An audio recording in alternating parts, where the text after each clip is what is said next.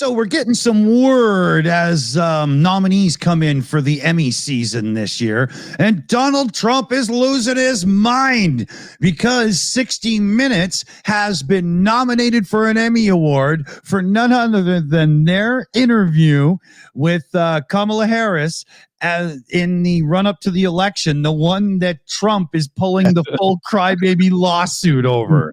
Yeah, the full version or the edited one. yeah. So Trump comes out big here in a total slap to the face that anyone who believes in truth in capital letters and honest journalism.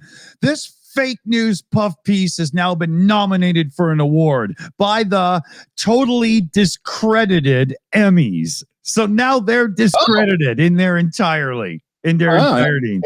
Mine, you bastard. Yeah, exactly. Right. You piece of trash, this guy. And it's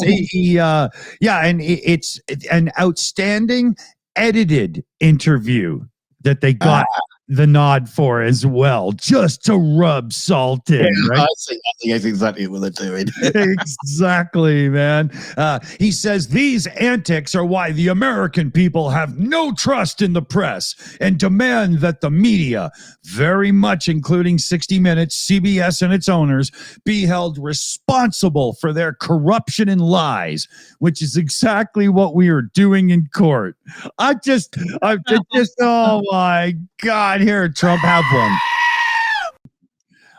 You can't be more of a crybaby whiner because somebody did something that you don't like. I can't believe that this is a grown-up, let alone somebody who's running a country that's behaving this way.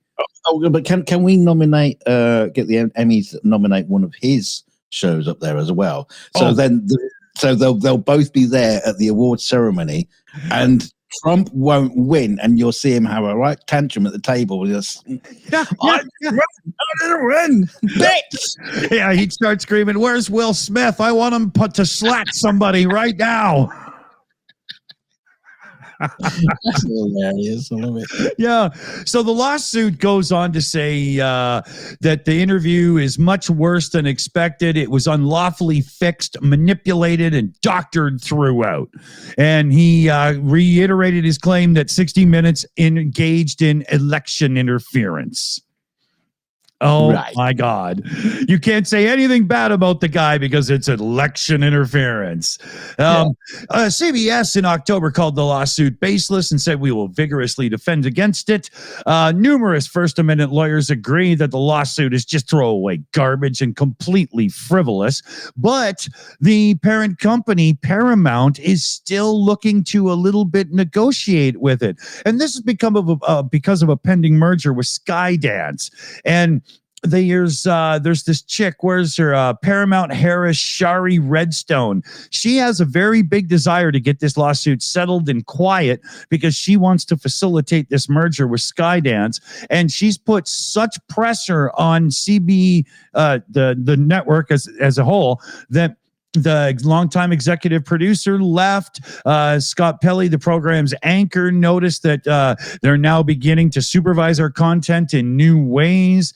And the producers and the owners are now at somewhat of a standoff. And I'm interested to see how that'll play out, because to me, that's some pretty big deal stuff. Now, Denmark has also said that it's summoning the U.S. ambassador to Copenhagen to respond to reports that U.S. intelligence agencies have been ordered to increase espionage in Greenland.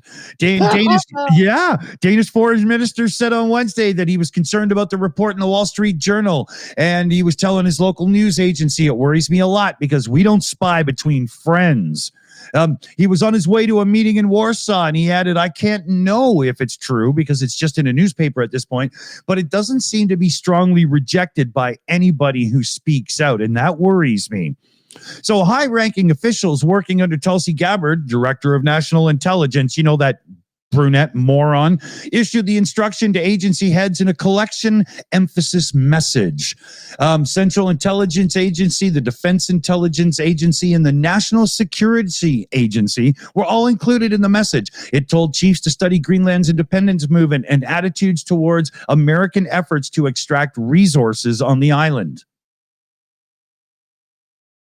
Oh, I noticed Heinrich had a few extra herring for breakfast. Yeah. Oh, yeah.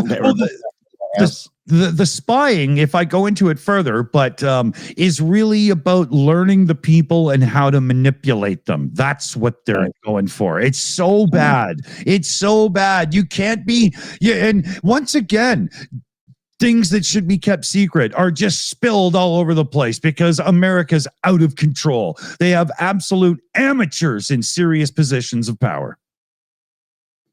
It's unbelievable. Yeah, man. Yeah. So where are you going here with your indulgence of the day? Yeah, another idiot who should possibly be in Trump's cabinet, because a South Carolina man is facing serious charges after allegedly hiding in his ex-girlfriend's shower with a knife, claiming the stunt was a prank to lighten the mood. As you do to lighten the mood. Yeah. Exactly. No, honey, I'm kidding. I wouldn't kill you. It's just. God's sake. Is that what O.G. Simpson said as well? I was just lightning the mood. Yeah. 25-year-old Jackson Colum Arnold was arrested Sunday after police responded to reports of a physical disturbance at a home on Westway Drive in Charleston. Hey, look, no doxing.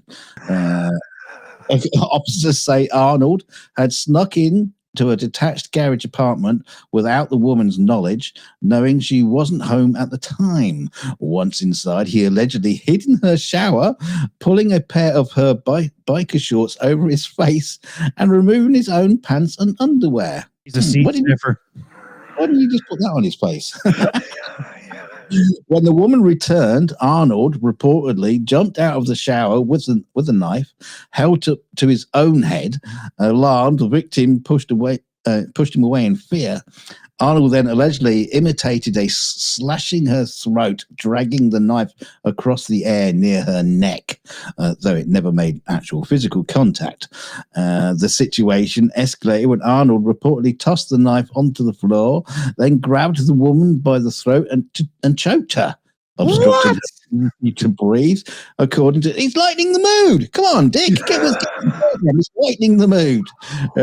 The victim was able to remove the shorts from the unknown male's face, and it was that time she realized it was her ex-boyfriend. She didn't notice from his dick hanging down from his pants. I know that mole. I haven't seen enough. The woman managed to escape and alert her family in the main house, who then called 911.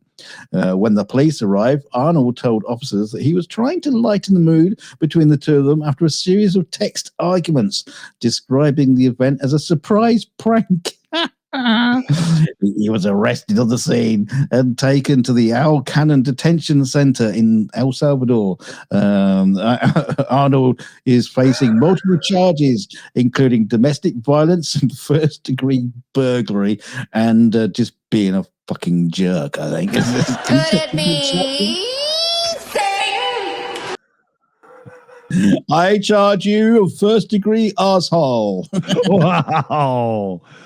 Oh my God. How can there be so many people in our world that were raised so poorly? I don't know. I don't get it. Raised by wolves or chimps or something. I don't know. Oh, in this case, I think it would be more like drunken hillbilly slugs, you know? What's wrong with a slug? Yeah. Because drunken, yeah.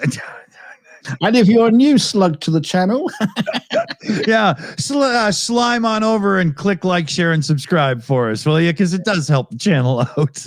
And leave a slimy, sludgy comment in the comment section.